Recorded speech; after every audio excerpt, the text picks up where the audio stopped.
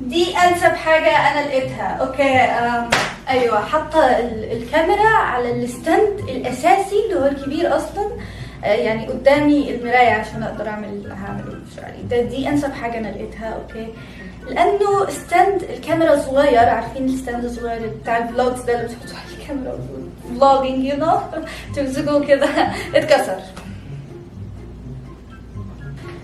ما علينا، يلا انا هبدأ استعنا على الشقة بالله.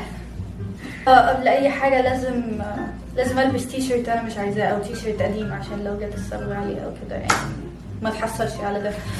I'm saying goodbye to my black hair، او يعني من القدام يعني.